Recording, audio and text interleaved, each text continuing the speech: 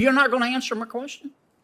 I believe I've answered it to the best of my ability. Honestly, Senator, I respect completely the confirmation process. Well, you said just a few years ago, you weren't in law school, you weren't in college. You said Brett Kavanaugh is a morally bankrupt person. It's clear as thunder on a summer night. You're under oath. Do you believe he is or not? How hard is that? Let me ask you about this rhetorical advocacy. Does rhetorical advocacy mean you said something, but now that you've been nominated, you're scared that you can't get the votes, so you're going to try not to answer the question? Is that what rhetorical advocacy means? What is rhetorical advocacy? Is it a lie? No, it's not a lie, Senator. I would say that it's statements that are made in service of an advocacy position. Okay. And if you issue an opinion and you get reversed by the Supreme Court, are you just going to say, oh, don't worry about it, justices, that was just rhetorical advocacy? What is this? Oh, you didn't think it would be public? I did not understand that it would be used as a public advocacy piece. No, okay. I believed it was only addressed to my law school administration. And you signed that because you wanted to show fidelity to your alma mater, Yale Law School? See, I don't believe you. I think you allowed your political beliefs to cloud your judgment. And I think you said a few years ago what you said about Brett Kavanaugh, and I think you believe it. Patriots, this is Right View Nation, and today we've got a front row seat to the madness that has infested our judicial nomination process. Buckle up, because what you're about to hear will make your blood boil if you believe in fairness, justice, and accountability. We just witnessed one of the most disgraceful performances from a judicial nominee who wants to sit on the federal bench, after calling a sitting Supreme Court justice morally bankrupt and suggesting that his confirmation would lead to people dying. Let me repeat that for the folks in the back. She said people would die if Brett Kavanaugh was confirmed to the Supreme Court. And now, she wants to wear the robe, swear an oath, and be trusted with impartiality and constitutional integrity? Not on our watch. Let's walk through what just happened. This nominee, whose name isn't worth repeating more than once, sat in front of the Senate Judiciary Committee, squirming under the spotlight of her own words. Senator after senator asked her a simple, honest, fair question. Do you believe that Brett Kavanaugh is a morally bankrupt person? A simple yes or no, right? Well, this nominee couldn't do it. She danced, dodged, ducked, and deflected like a politician caught in a scandal. She admitted to signing the letter. She admitted that it said what it said. But now it was just rhetorical advocacy. Rhetorical advocacy. What in the world does that even mean? I'll tell you what it means. It's liberal speak for I said something I believed at the time. But now that I'm up for confirmation, I'll pretend I didn't mean it. It's cowardice. It's hypocrisy. And it's a massive red flag for anyone who values judicial integrity. Now, folks, here's the kicker. She claims she thought the letter wouldn't be public. Are you kidding me? You write a letter blasting a Supreme Court nominee as morally corrupt, predicting death and destruction if he's confirmed, and you think that's going to stay behind closed doors? Let's be honest here. These radicals thought they were going to torpedo Kavanaugh and ride the media frenzy. But now that the tables have turned, she's acting like she just signed a birthday card without reading it. And remember, this wasn't during her college years. This wasn't a mistake made by some naive kid. This was a full-grown lawyer, an educated professional, trying to publicly humiliate a man with a wife, kids, a career, and a sterling legal record. And now, after throwing bombs in public, she wants to play the role of a neutral judge? Give me a break. Let's take a step back, America. Thank you, Mr. Chairman. If you could indulge me, I'd like a couple extra minutes, too. It's okay. Certainly. Counselor, did you really say that Justice Kavanaugh was a morally bankrupt person?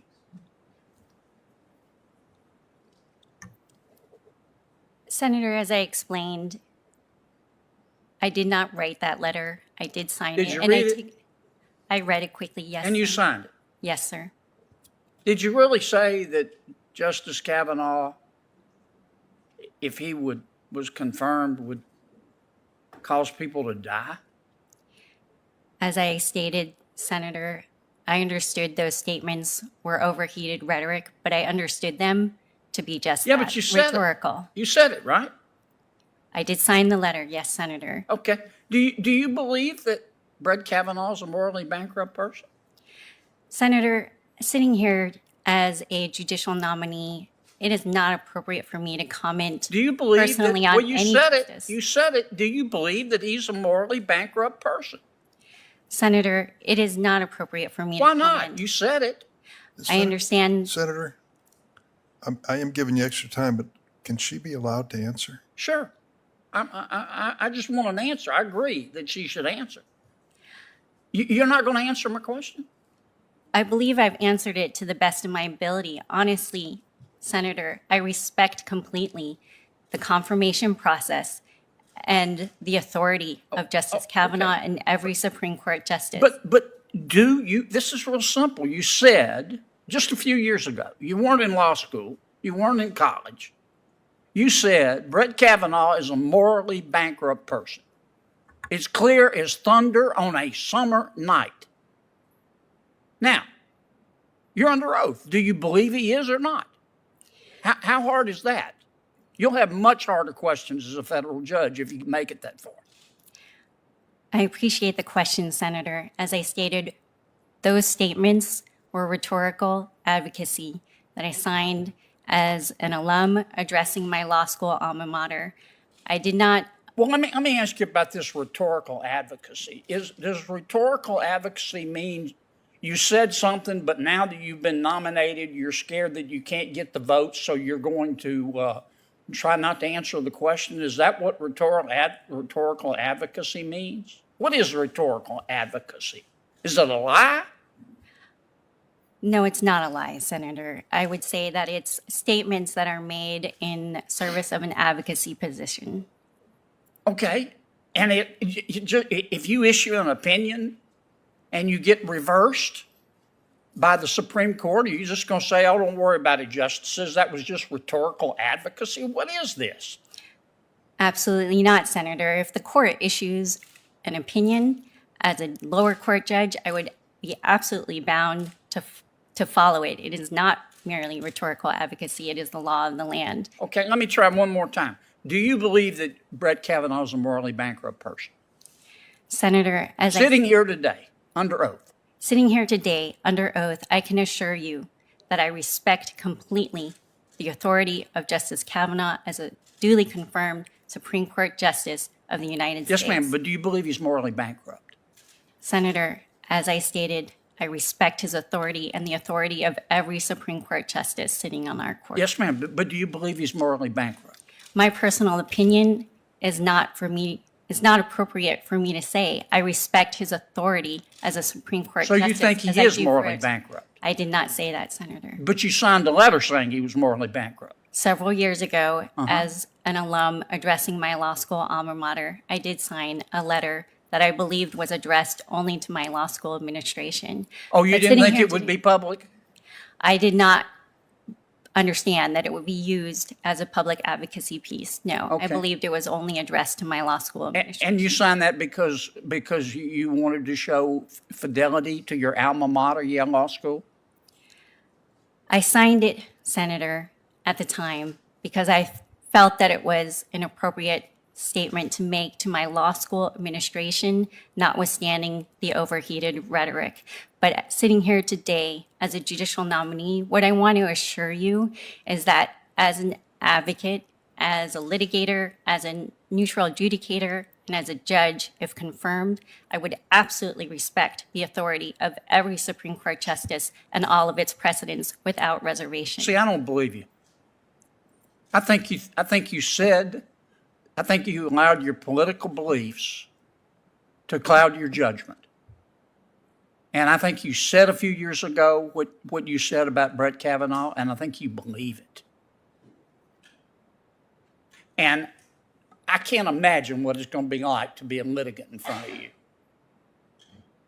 with that demonstration of lack of judicial temperament and judgment. How can a litigant possibly think that you're not going to act on personal beliefs if you were so intemperate to say something like this. Last question. Are you proud of the fact that Yale Law School has a quota system limiting the number of Asian Americans? Have you ever written a letter about that? Or does that not, where does that fit in your socioeconomic view of the world that you think everybody else should adopt and you will impose if you're in a position of power? Senator, I'm not aware of any policy like that, but what I can assure you is that I have a track record. You need to get out more. I have a track record as a neutral adjudicator. I have decided cases for nearly 5 years impartially by applying the law as set forth in our statutes, our Constitution, and our precedents. And I have applied that law impartially. I have ruled You're the only without person in the personal Milky bias. Way who believes you're impartial. Mr. Chairman, I'm done, Mr. Chairman. Well, yes, you are. Imagine if the shoe were on the other foot. Imagine a conservative judicial nominee had called Justice Ketanji Brown Jackson morally bankrupt, or said people would die if she were confirmed. What would happen?